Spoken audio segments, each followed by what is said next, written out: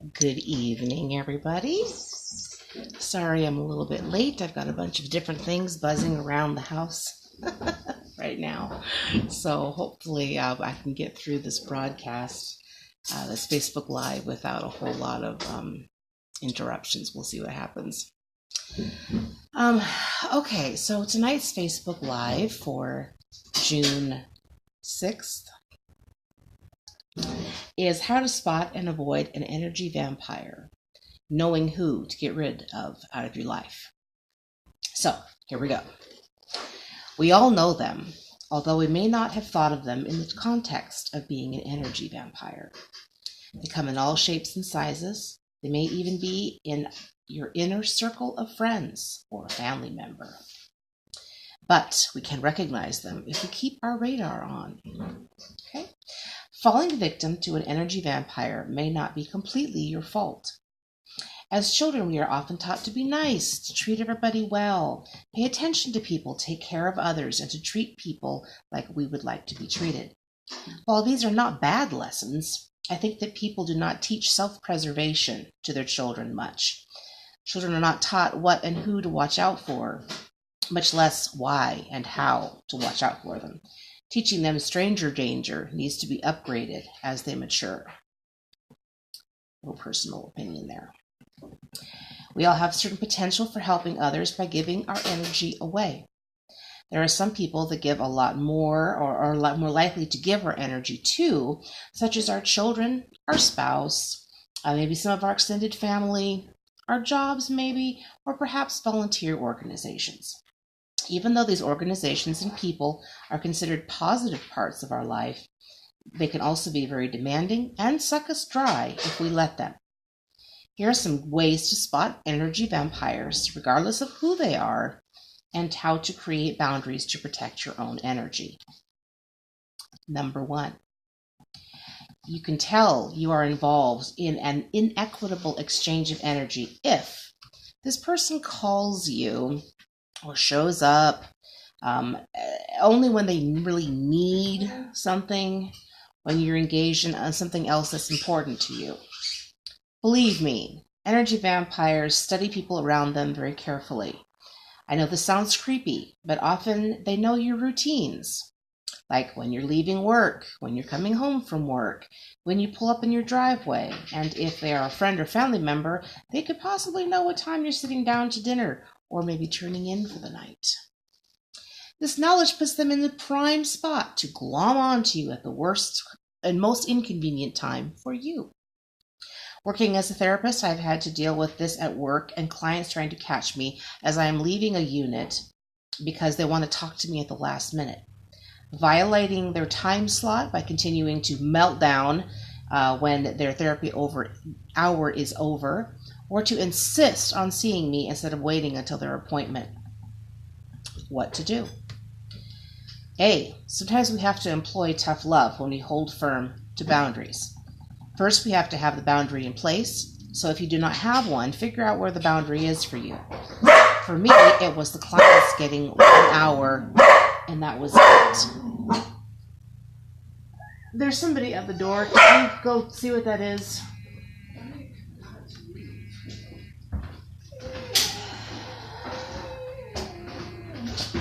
I have a conversation to establish the rule of 1 order.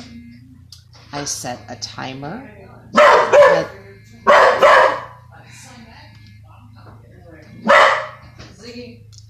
Stop it! Oh, as I mentioned, everything has to come unglued exactly at the time when I have to do something else. Okay. Number 2, I set a timer. I let them know, Ziggy! When we are at the 45-minute mark. When it's 5 minutes till the hour, I will say something like, okay, we're 5 minutes out. Let's see when you can get scheduled again so we can continue this conversation. If they continue to talk and not respect this time frame, I'll get more direct and say, we've used the hour up and we need to end now. I have someone else coming in right behind you. If that does not work, I have a come to Jesus about the necessity of stopping the session when the hour is up and tell them that they will be billed for a second time slot if we run over again. This technique can work with anybody that's crossing a boundary, not just a client. 1, establish boundary. 2, put the cues in place to draw attention to the boundary. 3, give them a kind verbal hint to the boundary. And 4, have a firm conversation with an unfavorable consequence. That's what you do. Okay. You can find this on my blog after the broadcast is over, and there is a link to my website in the show notes. Okay, so B, if the violation is trying to catch me on the unit to talk for 5 minutes, I will say something like, I'm really interested in discussing this with you, but as you know, I do not do therapy in an open area. You have an appointment coming soon. Or maybe I'll end it with, send me a reminder and I'll see if I can talk to you in the morning for a few minutes before my first appointment. It's giving them an opportunity. It's keeping my boundaries reasonably solid and putting the ball back in their court. Okay, so C, if the person is someone unexpectedly knocking on the door, don't answer it. Same with the phone, check it. And if you don't want to talk, just send it to voicemail. You are not obligated to talk to anyone or open your door for anyone the second that they want to talk. Now, this is really difficult, but you don't have to respond to it. Okay, so number 2, as far as how to spot and avoid energy vampires, is this. An energy vampire will keep you on their schedule. This is the typical, my time is more valuable than your time, as they make you wait and wait for them. This can be a power play as well, as they have done something that has you catering to what they want, which allows them to feel powerful and in control, as if you're some kind of puppet. Sometimes they will even try to blame you for their lateness. Do not allow this and put it back on them. What to do? A, again, establish that boundary. I'm coming at 7 o'clock to pick you up, and you have 5 minutes to get into the car. B, if they say, well, I'm only late because you picked me up at 7:30 yesterday, remind them that this was for a particular reason and that you respected their time by letting them know. Do not allow yourself to seem like you are the one accepting the blame. If they do not respect the boundary, say, we have been late to work every day this week and several times last week because of not leaving your house on time. It is important to me to be on time, and I cannot accept being tardy. If you cannot get out to the car on time, you will have to find another way to work because I am no longer willing to be late. Okay, so this boundary setting, it just echoes exactly what I just said. 1, establish a boundary. 2, put cues in place to draw attention to the boundary. 3, give them a kind verbal hint to the boundary. And 4, if that doesn't work, have a firm conversation with an unfavorable consequence. Okay, so let's go on back down and see. You may lose a friend or a carpool mate, but if they are constantly creating lateness for you, or you find yourself wasting energy on being angry that in turn is affecting your day and your job performance, what good are they in the first place, honestly? Okay, number 3, an energy vampire is always having a crisis, and you are the only person who can help. Does this sound familiar? Maybe it is a neighbor, or your sister, or that person who thinks that they are your best friend, but you actually try to avoid them. They tend to be very needy and want you to bail them out at every turn. The car won't start. My babysitter didn't show up. They shut off my power. The landlord kicked me out. I have to go to the hospital for that phantom thing that they've been seen 6 times for in the last month. The list goes on. Somehow you are the only person that can help, probably because you're the only one who keeps responding. You're the only one who can call someone for them or give them a ride. The crisis energy vampire violates number 1 and number 2 while engaging in number 3 that we've already discussed. What to do? When you are finally sick of this, you must, again, establish a boundary.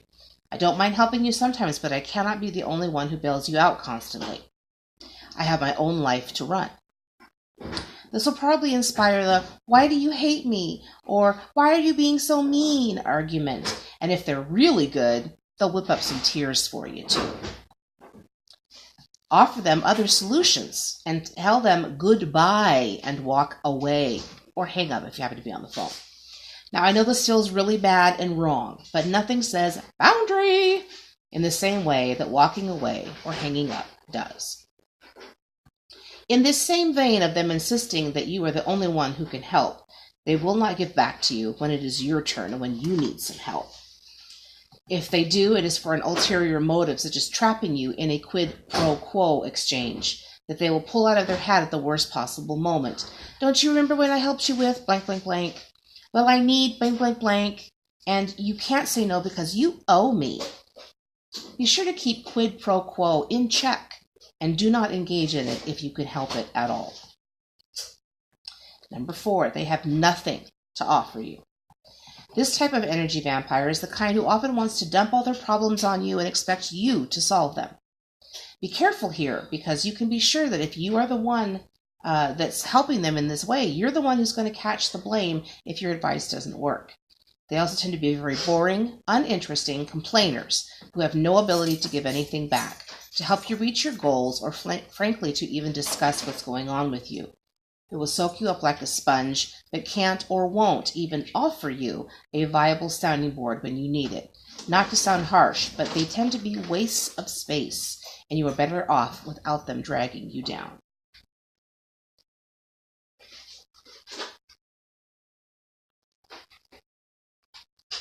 Just a minute. Are you ready to go? Yeah. Okay. I'm just going to take this pizza right now. Yeah, that's what I figured. One moment. Oh, you're just going to take the whole thing? Yeah, it's too hot for me to put it in. Okay. Can you pause it? No, it's fine.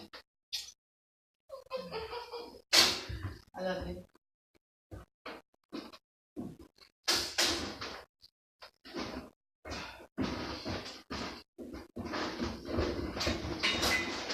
Thanks again, baby.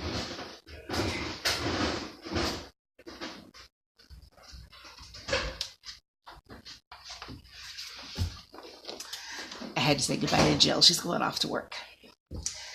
Okay. Anyway, as I was saying, the energy vampire that has nothing for you.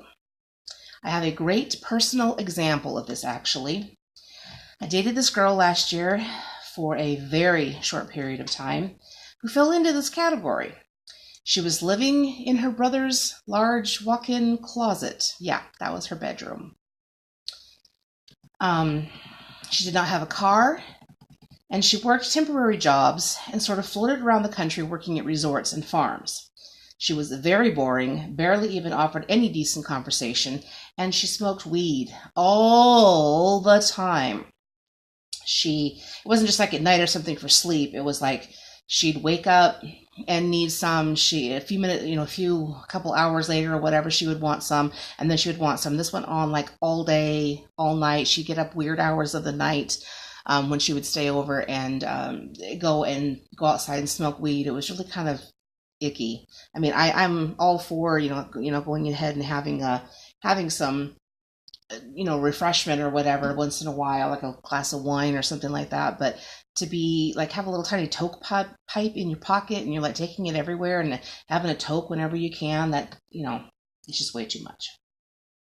So, well, no wonder she was a shiftless loser who lived like a nomad and couldn't hold a real job. She was stoned all the time. And then when I found out about her criminal record, that was about the last straw. I quickly got sick of having to pick her up from places all the time, or take her home, or be bored to death in her company, smell the marijuana smoke all over her constantly, and have to pay every single time we went out. I exorcised her out of my life. Toot sweet. So now you know what to look for. I probably will do more posts on this topic, as it loops right back into my postings on toxic relationships and toxic people. I am working on making another 7-day mini training on toxic people and toxic relationships, like the Finding Happiness Now one that I have. This is going to be starting on Sunday. I'm going to be making one about toxic people and toxic relationships as well. So that should be premiering in July. I'm thinking late July. I'm not really sure exactly when. I'll give you more information when I have it. But do watch for that on the website or in the Facebook group, which is facebook.com/groups/sayyescoaching. Okay? All one word. Okay, so now we're going to move on to the Say Yes question of the week. So there's only one this time. It's kind of a long one, so let's just get to it. Jason in New York writes, "Hello, Say Yes community. I've been with my partner for about 2 years now, and we are talking about getting married. The problem is that I haven't even met his parents yet because he says that they don't want to acknowledge that he is gay. I'm never allowed to go along when he goes to see them, which means every birthday, every holiday, or every time there is something good in his life that he wants to celebrate, he is with them, and I am excluded. I am really trying to respect his boundaries on this, but how on earth are we going to get married and have a normal life if I'm constantly excluded from the most important parts of him? I feel more like a good time Charlie than his fiance." Okay, well, wow. I'm really super glad that you wrote about this, and I'm really sorry that you're dealing with it. This is crushing, to be excluded from the most important parts of your partner is unacceptable, actually.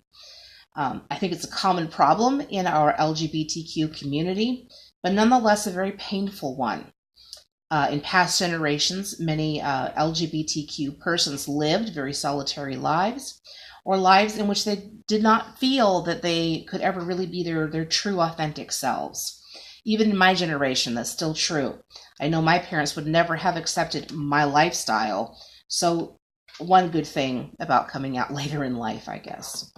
When I came out, my parents were both deceased. So they never really had to go through that, and neither did I. So you stated in your email to me that you and your fiance are about 25, which puts you in the generation where my own children are, and your parents probably close to my age. I think there is a big gap still in thinking about this topic, so there might be quite a bit of serious talk that will need to happen here between you and your fiance. First, I would advise to have a sit down with your fiance and tell him exactly how you feel if you have not done this. Tell him how it feels to want to be close to him and be part of his life, and how you feel when he goes and celebrates his life with someone besides you. I can't answer as to why he is not leveling with them. It probably has a lot more to do with his relationship with them and his inability to be genuine with them than it does with anything about you or anything you've done or said. Second, I advise that you take a long, hard look at this situation. You have some big, big decisions to make. Are you willing to be a ghost for your entire marriage to this man? You've already been one during your relationship. Are you willing to accept maybe another, 50 years with this person always being a ghost? You're not going to exist if he doesn't do something here, For me, I don't know. I think you really have a lot of things to think about. If your fiance will not compromise on this, is it a deal breaker? What is the real reason underneath his resistance to slowly integrating you into his family circle? You have the right to know. And because it's already been 2 years and he, from what I understand, has not done anything to begin integrating you into his larger circle, I really have a lot of deep questions about this. Okay, so lastly, I advise working out a plan for resolution to these issues if there's going to be one. If he doesn't totally just shut you down. You have the right to walk into this marriage with your fiance in honesty, doing some hard work with you and letting you understand all the information, no matter how hurtful, or let you walk away if the exclusion seems insurmountable. If a greater percentage of openness with his family is that important to you, then stand up for what you believe in, kiddo, and let the chips fall where they may. Just be prepared for what's going to happen or what could happen. As always, I am available for coaching sessions during this difficult time. Call me or email me. And the three of us possibly could have a Skype and get started on the process. Now, in the show notes, I have a link to my website, and on the website there is a contact form. So, or just post me on the Facebook group page, or email me again. Like you did this past time. Just email me and say, hey, what's your email address? It's sayyescoach@gmail.com. So you can just email me, or the phone number is 360-326-5197. And we can start getting to the bottom of this, okay? Okay, so yeah, that's about all I have to say on that until we can talk more privately about it, okay? Good luck to you, and I hope I hear from you soon. So everybody, don't forget about the upcoming 7-day mini training on finding happiness now. I mentioned it before. There is a link in the show notes to going and registering early. It starts on this Sunday. You don't want to miss it. Be sure to use the link in the show notes to sign up. And, not only do you get the training for free, but you also get a free gift of the Ultimate Date Night Guide that I made. And yeah, it's just a little freebie for you. And see, as always, I would love to see you all in the Say Yes Relationship Coaching Group, which, as I mentioned before, well, I think I have a link to it in the show notes, but it's facebook.com/groups/sayyescoaching. Okay. And you can follow me on Instagram at sayyescoach, or email me with your relationship issues and I can answer them on the next Facebook Live. Okie dokie. I think that is about it. I apologize for the disruption, but there's no way I'm going to let my girl leave the house without giving her some love. And now it's time for pizza. So I'll see everybody in the morning. And tomorrow morning is going to be it's Chakra Thursday. And so we're going to talk for a few minutes about the physics behind the whole idea of chakras. So take care, and I'll see you in the morning. Bye-bye.